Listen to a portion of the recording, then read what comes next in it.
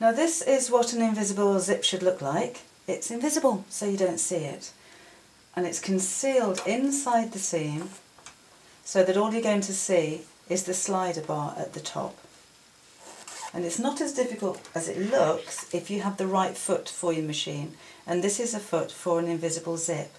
And the way that it works is, as you're sewing in the zip, and this is an invisible zip, it unrolls the teeth, so you stitch very slightly behind the teeth, which means that the stitch line is very, very close to the edge, and when the teeth roll back again, then you don't see those from the outside. So this is how you do it. Well, this is my way of doing it, I should say.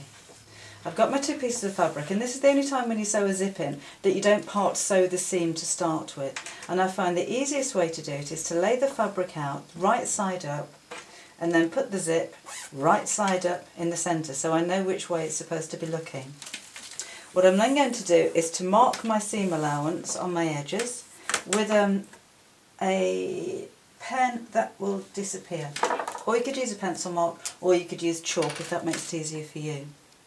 Or if you're very confident, you don't need to put the seam allowance there at all. So that's my exact measurement just down the side, like so.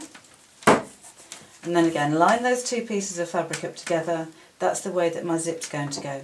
The easiest way to insert it is to start with your zip open, and then you'll fold the first side back onto that seam allowance like so.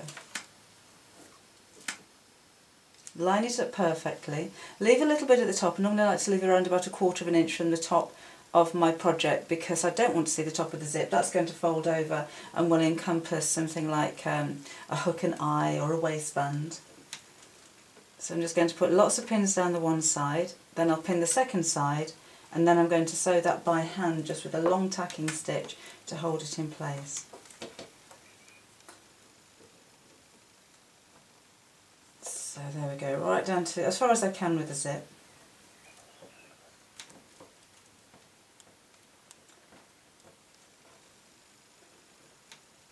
That'll do.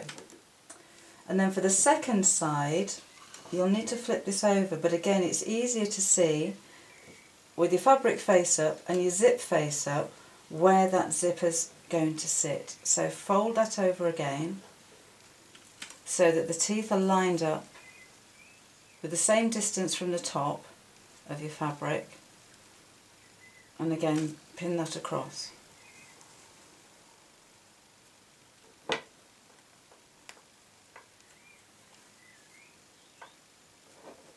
This is where it helps putting the line on first, I think, because you know that you've got an exact straight line. Because remember, when you turn this over after you've sewn the zip in, we don't want to see any of the teeth. We want the seam to be very neat and very straight. Now this looks a little bit awkward when you get down to the slider, but you know that you've got it in the right way around because you laid it out properly to start with. And that's how the zip's going to sit. So the next thing I'm going to do, so that I don't distort the shape when I'm sewing over with my machine, is tack all of this by hand, making sure again that those teeth are lined up with my line, and then I'll take all of the pins out and we'll sew it in. So that's what my zip looks like now. It's just tacked into place. I've gone all the way around by hand. The next thing to do is take that over to the sewing machine and start to sew with my invisible zipper foot. So I've got 2 grooves underneath the foot. The widest part of the foot needs to be over the tape of the zip, so I'm going to put this into the left hand groove and I'll just put the needle down to secure it. As you're sewing, and do this quite slowly, you'll need to unravel or unfold the teeth as you're sewing. Now if your zip won't unfold very easily, some schools I thought recommend that you put a light iron over that beforehand. This one I don't think is too difficult, so just get my little pedal and we'll have a go. So again, take it slowly. You can see the teeth opening up, and just guiding through that left hand section of the foot means that the needle goes just underneath the teeth, and this is what makes it invisible.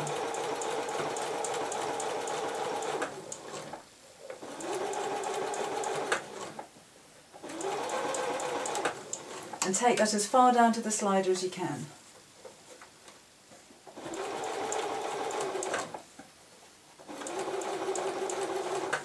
And one quick back stitch to hold that in place.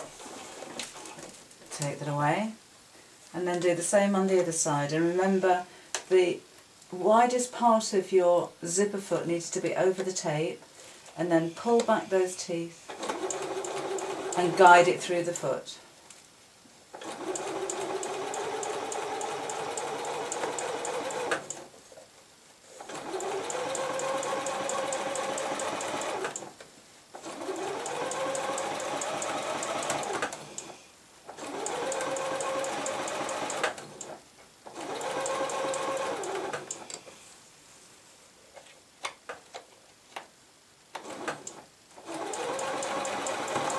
As close to the slider as I can, and again a quick back stitch, and then take that out.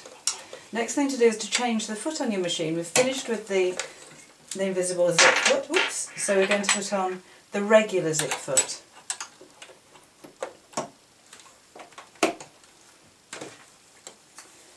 And this time I'm just going to sew the top of the tape of the seam to the inside of my fabric. Not so you see any stitches on the outside, but just to secure that in place across the inside of the seam of my fabric.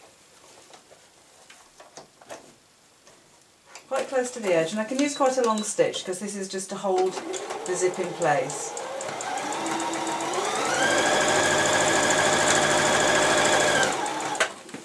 And normally if this were a garment you were sewing, the edges of your fabric you probably want to overlock or serge, and or turn those over, or even just use your pinking shears to neaten that off.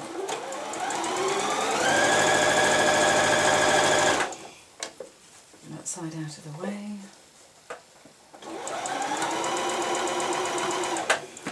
Like so. Now I take out my tacking stitches, but I'll do that later on.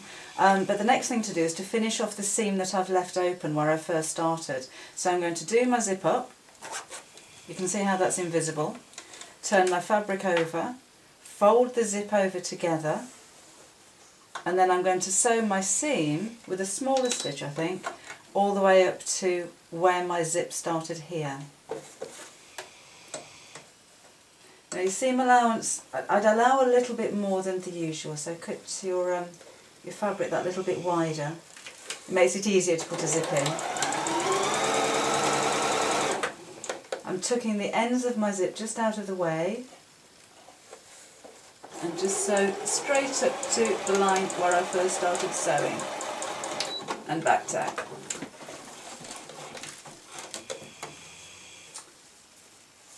And then you'll need to press. But there's my zipper foot. I need to take those tacking stitches out. Oops. Should use scissors. So just take away those loose threads. Take the tacking stitches out later. But you can see where you undo the zip. That's going to be pressed in a second. Should just blend into where your seam starts. So when that's folded back, when it's zipped up, sorry, and when it's pressed, you don't see the zip at all.